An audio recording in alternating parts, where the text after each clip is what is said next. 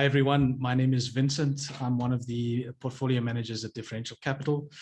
Thanks for joining today. Today, I just wanted to take you through a very interesting investment we have in our portfolio called Karooooo. It is like I said, I think many of you would know it as Cartrack, but the entity that actually owns it is Karooooo.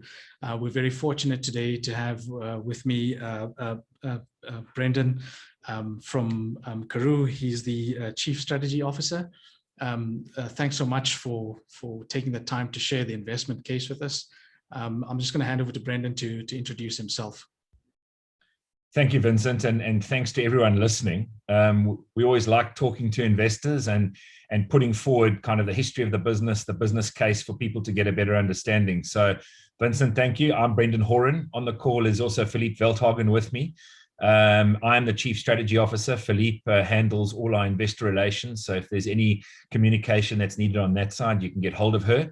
And we look forward to the session. Thank you very much.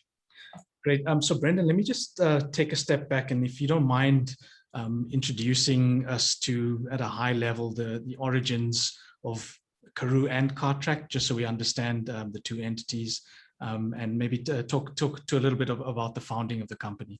Let me do that. So I'll start as to kind of where we are today. So right now, Karooooo holds a primary listing on the Nasdaq and a secondary listing on the Johannesburg Stock Exchange. Karooooo's significant and only asset at this stage is that of Cartrack. So you might hear us talk about both brands during the session, but most people will know us as Cartrack, and that's the business that's kind of was founded in 2004 and has grown. So just some history of Cartrack. So Cartrack was founded by Zach Callisto and was launched in 2004. Zach had historically been kind of an industry veteran in what was the vehicle tracking industry, which started in the mid-90s in South Africa. He had been an agent reseller for a company called Altec Netstar, which is one of the more prominent players as well in South Africa. But in 2004, he decided to launch Cartrack on his own.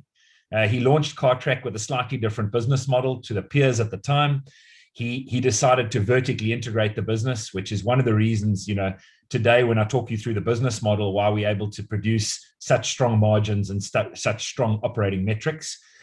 We do everything ourselves at Cartrack. We don't outsource any part of the business. So our people are our own people, our service staff, our Cartrack staff, and also when we fit our smart IoT devices or telematics devices, those are fitted by Cartrack staff as well. All our software is proprietary to us materially. We design, develop, and manufacture our hardware componentry as well. So a fully vertically integrated business. Over the years, so founding in 2004, and the basis of the founding was on vehicle tracking and security in South Africa, what we know as stolen vehicle recovery. In about 2007, 2008, there was a quick pivot to what we term now mobility SaaS, or the wider fleet management software as a service platform. So really our clients are purchasing a software as a service subscription from us. They don't buy a device. It's not a hardware business as such. They derive benefit from interacting with our software. And so the business then evolved from 2008 through to where we are today through various levels of technological evolution. We've seen the internet speed up significantly. We've seen the GSM networks, where we rely for our data transfer from the devices back to our servers, improve in terms of speed and capability. And where we stand today, we're a business that's now got over 1.375 million vehicles under management on our platform. We've grown from 2004 to where we are today, and equally we've transitioned from a Johannesburg Stock Exchange listing to a primary stock exchange listing on the Nasdaq with a secondary listing in South Africa. As we've said, the primary brand being the Cartrack brand, which is our mobility SaaS platform that we're building. As part of the process, we are now headquartered out of Singapore. The majority of our C-suites live in Singapore. The founder, Zach Callisto, has been a resident there since 2014. Our Chief Financial Officer, Mornane Grundling, is there with him, as is our Chief Operating Officer, Richard Schubert, and the rest of the C-suite team. So we've got a strong presence now out of Singapore, strong business in South Africa, and I think some of the other questions, we'll talk to the geographical dispersion of the business later. Thank you. Great. That's a super description and very clear. Thanks a lot, Brendon. The next question I really have is, when I look at your revenue growth over the last sort of since founding, I mean, well, I've used Cartrack for a lot of the history, Karooooo being the more recent history, but sort of getting to just under 20% CAGR revenue growth, since founding. So really impressive. Could you just talk us through what exactly the revenue model is currently, and just so we get a better understanding, because someone like myself initially thought it's a device type of setup, but as you've kind of explained, it seems quite a lot different. Yeah, so let me explain the revenue model. So the revenue model is a software as a service subscription model. You've mentioned the device. The device is basically the enabler for the data that's required to make the software useful. So our customer on a per vehicle basis essentially contracts with us for a minimum term of 36 months for each vehicle that gets brought onto the platform. That is paid for in even monthly payments, and the minimum duration, as I've said, is 36 months. So very strong subscription-based model. Materially, all our revenue, or at any point in time, 96 to 98% of our revenue is subscription revenue. There is some upfront or once-off revenue which is charged, and those are as a result of certain nuances in contracts where certain clients insist on paying an upfront fee for what they deem to be hardware, or for what they deem to be kind of an upfront fee to initiate the contract, but very, very small portion of the revenue. So the company materially a subscription-based model. What is important on the subscription to understand the model is that whilst our minimum term contracts are 36 months, our valuation on the life expectancy and our actuarial valuation shows that each vehicle stays on our platform for, on average, just over 60 months. So you'll see a lot of our accounting in terms of the amortization of what we capitalize on the balance sheet is amortized over 60 months. And essentially what we're saying is we receive a 60-month revenue stream from each vehicle on our platform on a per vehicle per month basis, for just over 60 months. So when it comes to kind of looking at the unit economics, it's very, very simple to understand. You've got each vehicle earning a revenue stream for 60 months. We amortize that cost of acquisition into that revenue stream over the 60 months, and that's essentially the business model. And Brendon, just so I understand a bit better, so you say the vehicles last on average 60 months, but when I look at your customer retention, that seems a lot higher. Could you just help me understand the difference between the two? Yes. So very, very important to differentiate between customer and vehicle. So a customer is a customer account. We've got a very, very high retention on customer accounts. So the number we disclose is our commercial customer retention, which on a 3-year average is 95%. If we backed out financial ruin or businesses that closed due to financial issues, that number would be higher. But essentially, you need to differentiate between the customer and then the vehicles. So the vehicles, or what we term subscribers, are the 1.375 million. You can have a customer who can have 50 vehicles. You can have a customer who has 1 vehicle. You can have a customer, our largest, has over 30,000 vehicles. So it's very important to differentiate that. And it's very important to understand that the customer can last for many, many years. We've had customers on our platform since the start of the business. So if you look at them, if they've been with us for 15 years, they've probably cycled a fleet of vehicles 3 times. In other words, as those vehicles get to round about that 5-year, they traded in, they repurchased. It's that whole defleeting and refleeting cycle. So very, very important to understand those two. So initially, we've got the higher upfront cost to acquire that customer, and then to acquire those initial vehicles. And then after that, the second and third cycles become much more efficient for us. Okay, great. So I guess that's important to understand. So when we think about these, close to 1.4 million vehicles that you're managing, what comes off in terms of what's probably more important in terms of the revenue model is to think about the 95% retention of customers, because as you said, a person can then so we would expect sort of 5% of customers to roll off, and then the real question is your sort of subscriber growth. But before I go into the subscriber growth, could you just talk a bit more Because again, when we first started looking at the company, we thought about it as, how we understood is what it started as is really the recovery, the sort of crime element, prevention and tracking of your vehicle, the fact that that's required by many insurance companies. But what's really drawn us to your investment case is really the software as a service component. So could you just talk to us about that part of the business and the telematics that you're providing for your customers? So as you've rightfully pointed out, I mean, the business started with stolen vehicle recovery, as did a lot of businesses in the space. And South Africa kind of led the way in terms of this, let's call it the software as a service platforms or vehicle tracking. So as things evolved, I mean, where we are today, most of our customer base are interacting with the product at a software level, either on a mobile app, on a mobile device, on a PC, through a software as a service delivery. A very small portion of our base nowadays purchase pure stolen vehicle recovery. So that's becoming an ever diminishing part of the base. And it's largely a South African nuance. In South Africa now, the customers we're acquiring are generally acquiring the software as a service subscription. And the stolen vehicle recovery is really a bolt-on service that is just done to, as part of the service. In South Africa, to build any business in this space, in terms of a software as a service platform, to get scale into that business, you have to offer the stolen vehicle recovery or the asset recovery as well. But really, from a platform perspective, and Phil, you can put that platform slide up again.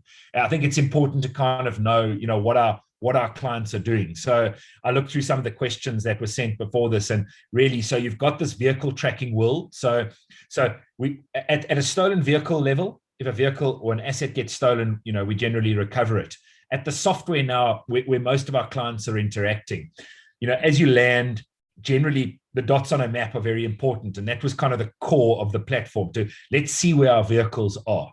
Okay. And so the platform is all about managing your fleet of vehicles, knowing, where are your vehicles all the time. You can see them on a map, and then deriving value around the vehicles and deriving value around your drivers.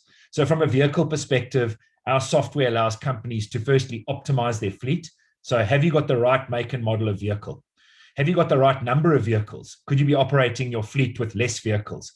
Are you optimized from a CapEx perspective? And have you got the right vehicles doing the right routes? There's a lot of detail that people can go into.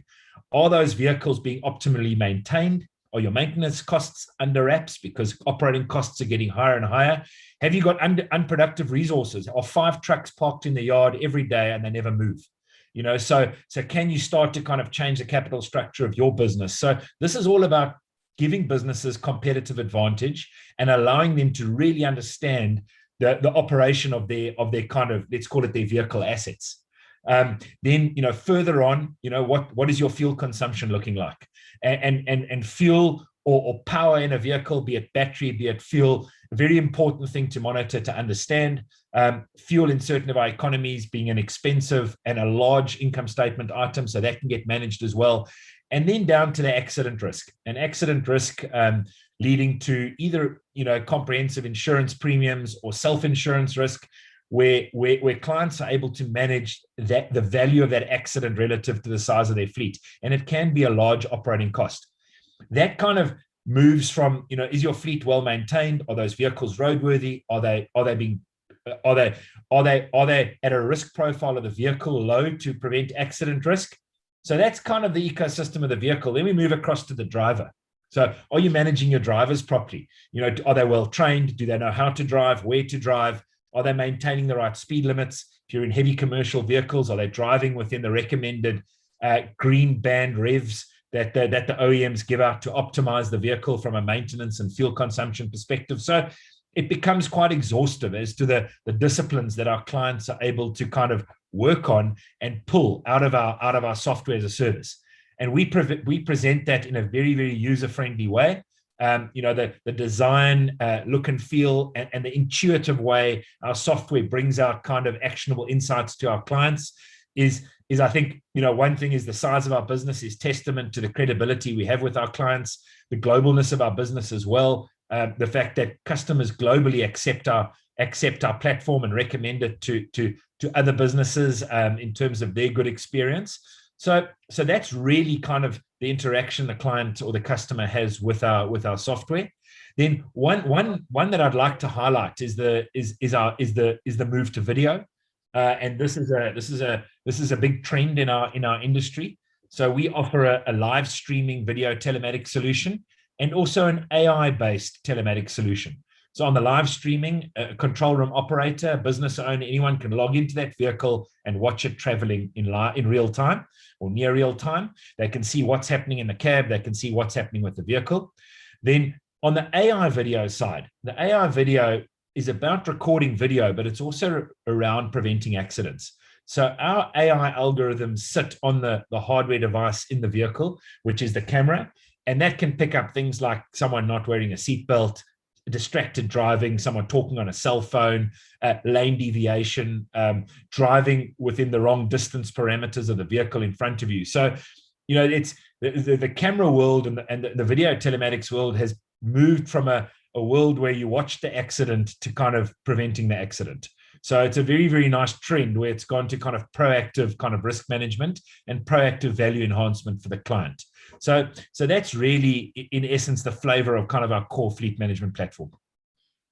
That's a great, I think, intro into. I just wanted to ask if it's possible, Brendon. There's two examples that in a previous meeting with you that you highlighted. The first one was one of, I don't know if we can disclose the name of the company, but one of the largest taxi finance, minibus taxi finance operators in the country. If you could just talk through that sort of model there. And then I found another one interesting was one of the larger mining companies that needed to monitor, I'm not exactly sure if I recall, but I noted down things like their emissions control and things like that. So maybe if you don't mind talking through those two examples, because I think that might give a bit more concrete view for some of our investors. So it's nice. It's on the screen that we're displaying right now. So we have a deal with Anglo American and De Beers, and I'll go through some very interesting points about this. So Cartrack has always taken a very broad industry approach. It's one of the reasons why we're able to grow the way we are able to grow. And we've taken a very broad approach to acquiring small, medium businesses, large businesses, and kind of significantly large fleets. So across the board, we also don't focus on industries. And it's an important point to note because a lot of our competitors in the past have kind of said, well, we're specialists in this, or we're specialists in construction, or we're specialists in another field. We've always looked at a broad platform and evolved our platform so all industries can work on the platform.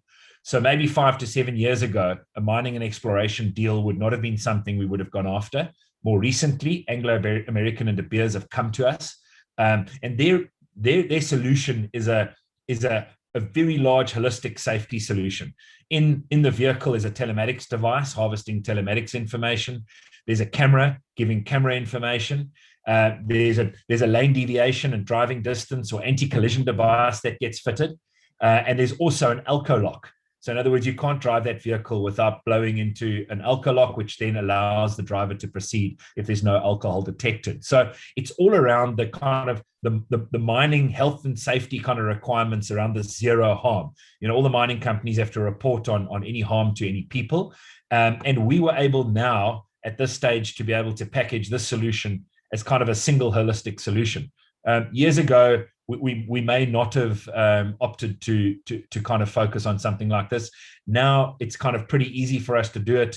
And these what was perceived to be niche industries are able to come work within our platform in a very easy way. And we're able to deliver the services at the highest level to them. So that's the mining and exploration example.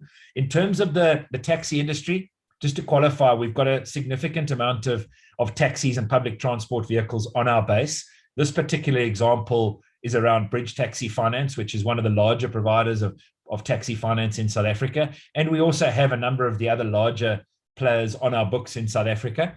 When it comes to a taxi, the owner of the asset needs to be able to secure that asset and be able to understand what's happening with that asset. If that asset's not moving, we know that there's no revenue stream. If there's no revenue stream, we know that there could be credit default in terms of the taxi owner not being able to pay their monthly leasing or their monthly finance installment. They might not be able to pay their insurance policy. So very important for us to understand the movement of those vehicles and work with the clients to be able to look at their credit underwriting and their risk underwriting. So our clients are able to take in all that data and kind of run advanced models in terms of, the prediction in terms of, their book, and are they going to be able to collect their book, and then also to be able to manage the security around the asset. Should the asset either be stolen or be taken, we are also able to then protect the asset for the client in terms of being able to recover it. So very, very, another good example of how kind of the big data is being used in a slightly alternative way in kind of that leasing and asset finance environment. Yeah, so just so that I understand in simple terms for me, just so like in the taxi example, you want to make sure that your taxi drivers are driving a certain amount of mileage, because if they don't do a certain amount, there might be a concern as the lender to them that they might not generate the amount of revenue that supports the loan that they've taken. Is that pretty much just the crux of what they do? Okay. Yeah. It also, I mean, there's a lot of other added benefits. Naturally, from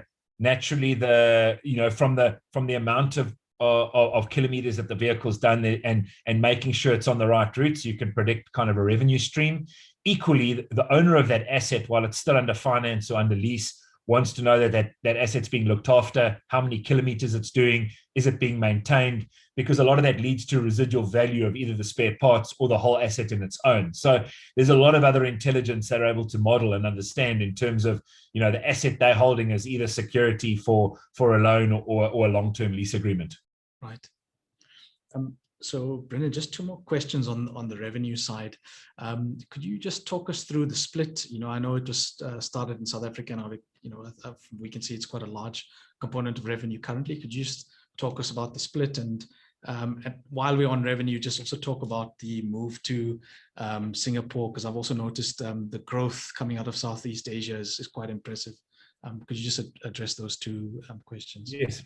So at this stage, I think the revenue is about 70% South African.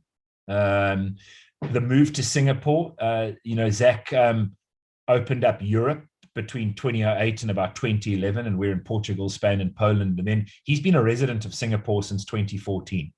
So he is there, and more recently we've re-domiciled the head office or headquarters to Singapore. So he's there, and we operate into that region, which we term, Asia, Middle East, and the USA, which I can talk about as well.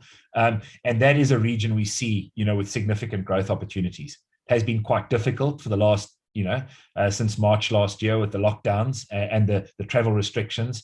And Southeast Asia can be, at times, can be very, very strict in terms of movement. So it has restricted our growth plans.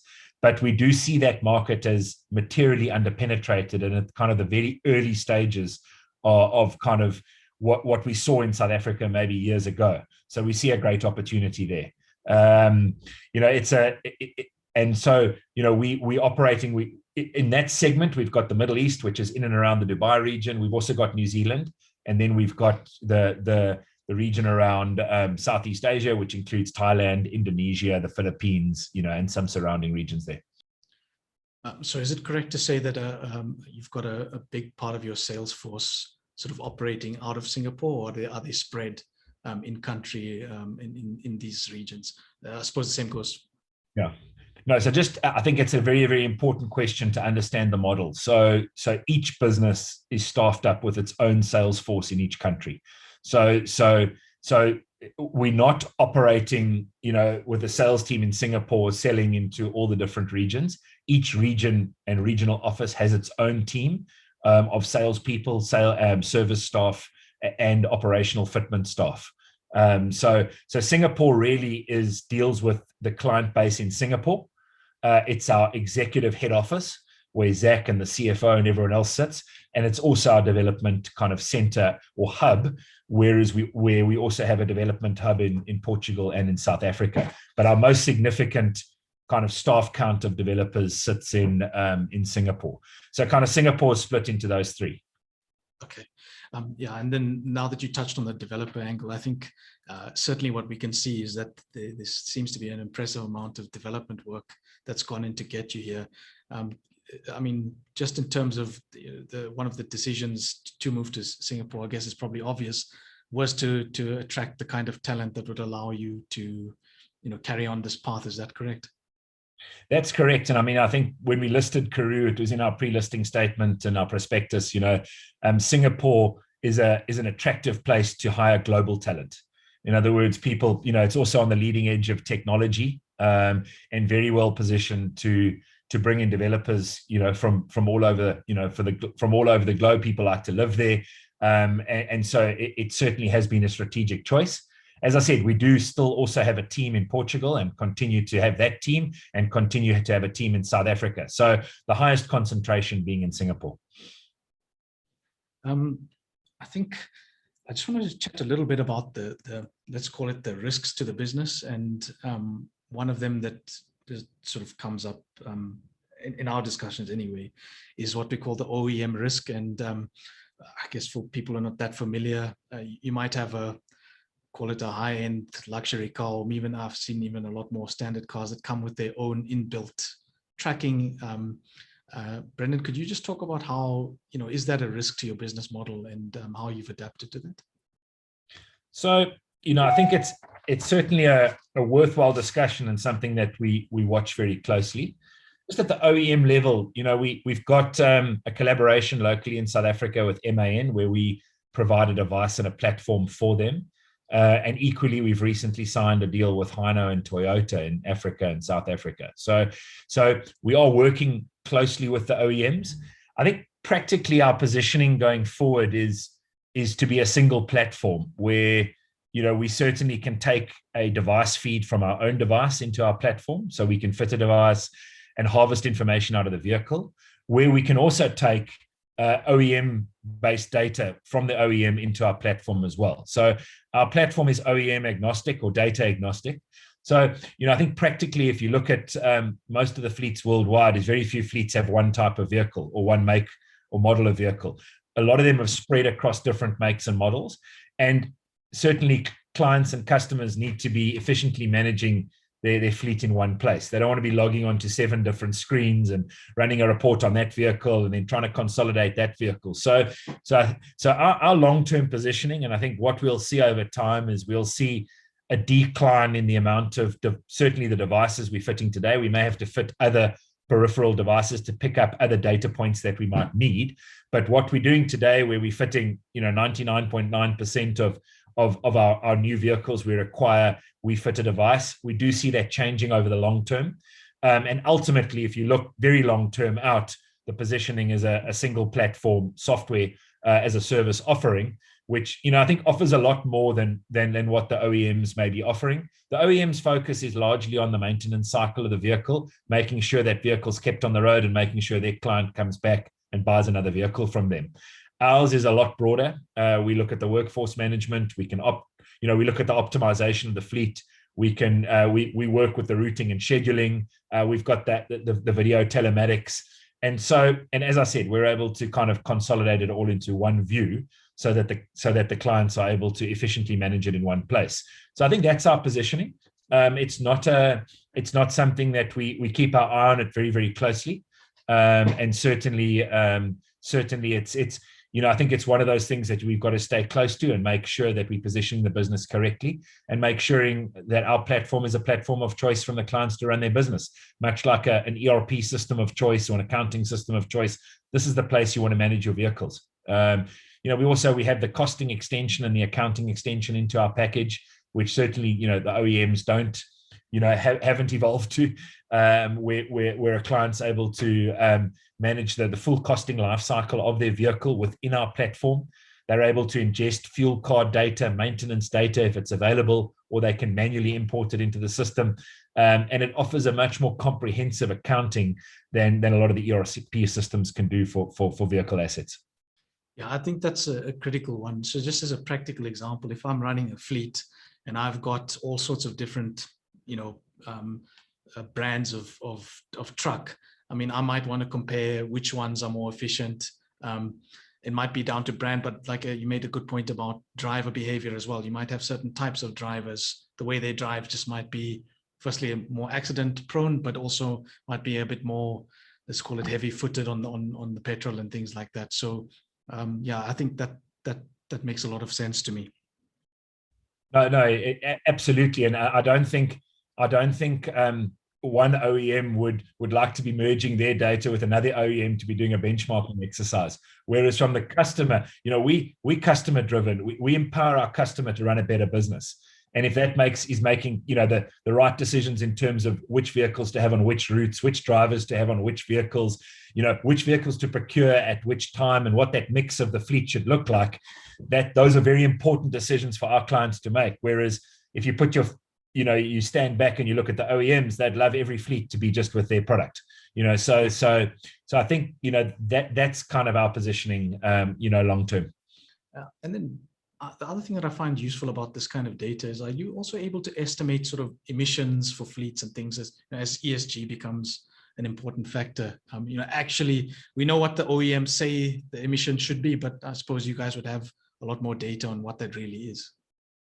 So we would technically need to use kind of OEM algorithms. Otherwise you'd need to have sensors to be able to pick up things like if the OEM says that a vehicle's producing X amount of output, to try and work out if it's Y. That's not, those things aren't so easy to do, but we do have ESG and carbon emission based reporting.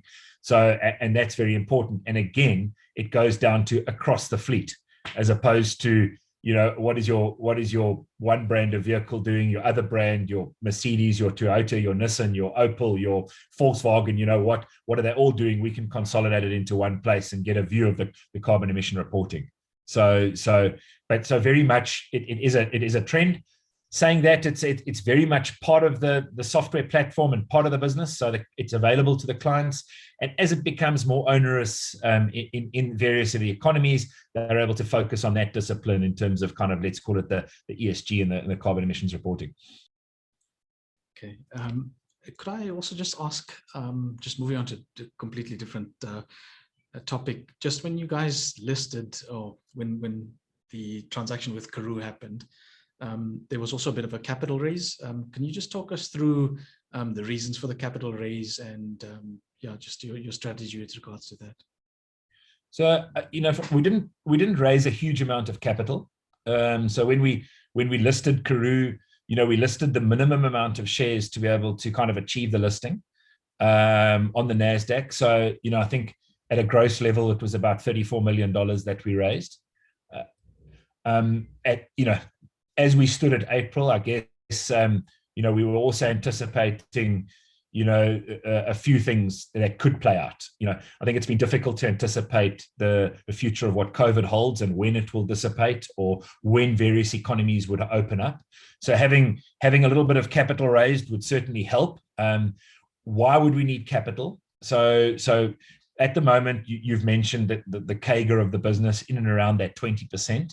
And I think the business has been grown in a very measured way for the last, since you've been watching it, certainly since we've listed in 2014. We feel that the industry is at an inflection point where we need to pick up the client and vehicle subscription acquisition. So you would have seen, in our Q4 results, we did talk about the fact that we layered the business with additional distribution and support staff into the end of the year. So, in anticipation for layering the business for future growth. We'd like to take the business from the 20s to the 25 into the 30s and 35s and go on a bit of a land grab and try and grow the business significantly more exponentially. At 20% in and around where we are, the business is cash generative. And you've seen that over the last 2 years, significantly cash generative. If we take it further, it'll go, we would start potentially consuming some cash, or at least getting to still a cash generative but neutral position if we got it into kind of the high 20s and into the 30s. So and we would like to grow the business as quickly as we can, I think, over the medium term. So that could be a scenario that required some cash. Just from a balance sheet perspective, we've also got R1 billion unutilized facility in South Africa. So we've got, I guess, the cash that we raised from the IPO, and we've got that facility available to fund kind of future expansion. So, and then if you've got the business to grow even faster, I guess you could go back to the market, and we feel the Nasdaq's a more appropriate market which understands kind of exponential growth of software companies to be able to go back to the market at a stage should we need to. But, at this stage, given kind of the scenario that we're under, the COVID scenario, it's still, we are still, we've put out what we're achieving. When that eases, we'd like to take the business into a much higher accelerated growth cycle. Yeah, I think that's an important point to just chat about, because we, in sort of some of our global funds, our hedge fund in particular, we have quite a few software names like yourselves with your kind of growth. But an important distinguishing factor is, firstly, you're a lot more cash generative. I mean, you're already profitable, whereas a lot of those that are growing at these sort of rates are usually, cash flow negative. I think maybe it's probably important also just chatting a little bit about the fact that if you slowed, because your new business strain drops, your cash can actually just pick up faster than your earnings. If you can just explain that a bit.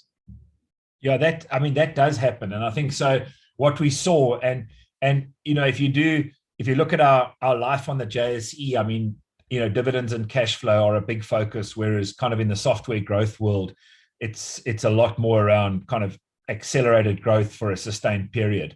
But what it did prove was, if you looked at our 2019 year, I think we only generated 50 million in free cash flow. We'd grown close to 30% in that year. And then we decided in 2020 that we'd have the year ending February 2020. So for most of 19 and 20, we'd have a consolidation year where we kind of got the business efficient again. You saw a significant cash flow turn. And then I think we generated close on 500 million in cash. So it kind of showed people how the model worked. Then the year that we've just finished, unfortunately, COVID put paid to plans to grow the business again much quicker. I think we'd had much bigger intentions for Europe and Asia. South Africa, we still sustained quite a good growth rate, but we certainly had bigger plans from a growth perspective. So with us only achieving the kind of the 17 to, I think, % in subscription revenue growth, and in and around the numbers you mentioned, we produced another strong free cash flow year, because we sustained at a kind of a similar rate to the previous year.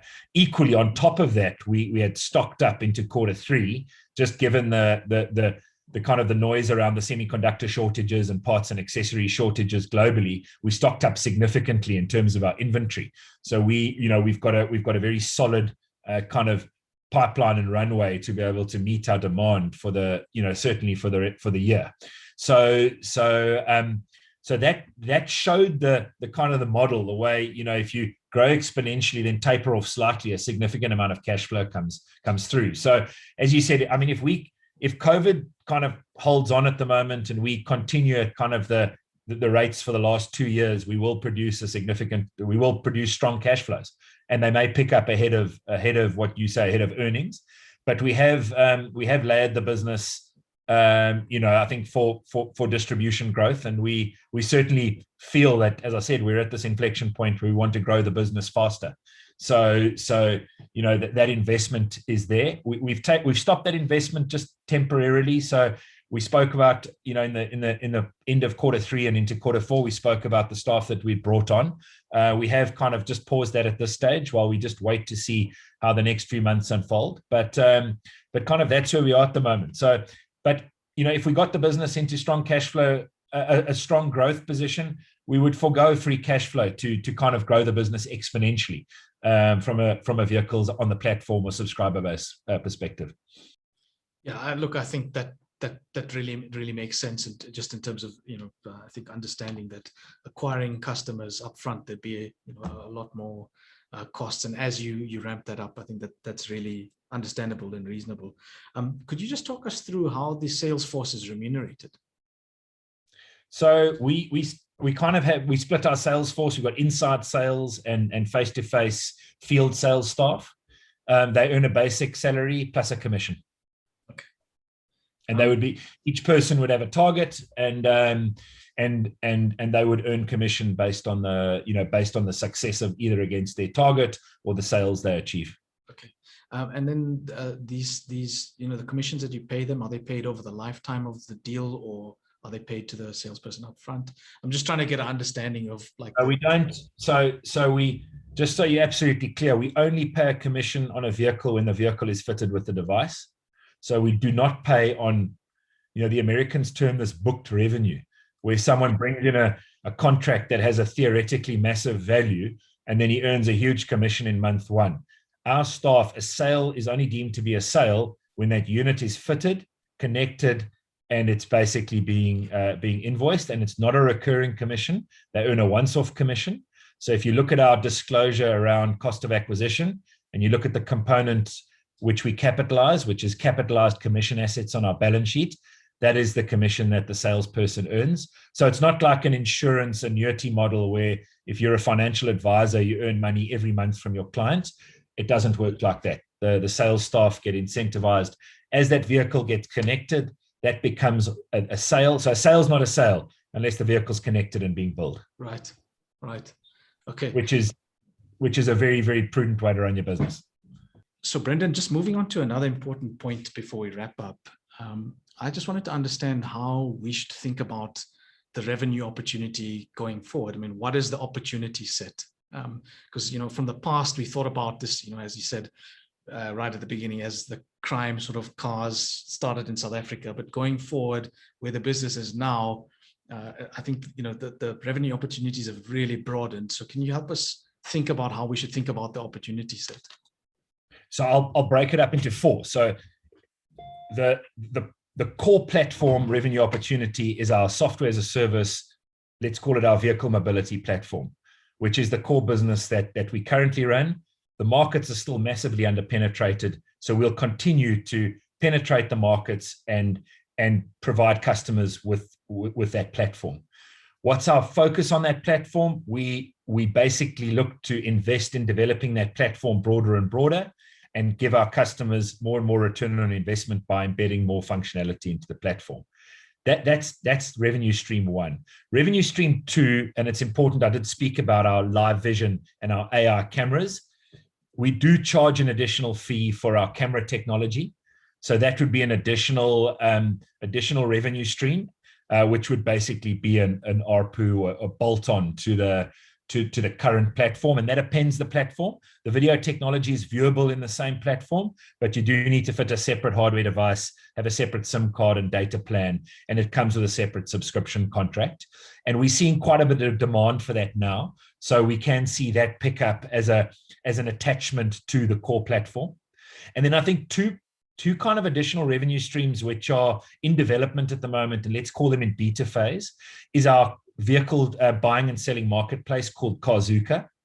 That the business model there is settling at kind of a hybrid of let's call it an online vehicle marketplace where partners, dealerships are able to list vehicles and we facilitate the buying of those vehicles. But equally, it's also got a component of the kind of Vroom and Carvana model where we are happy to purchase the vehicle from the seller, refurbish that vehicle, and then move it on to a customer.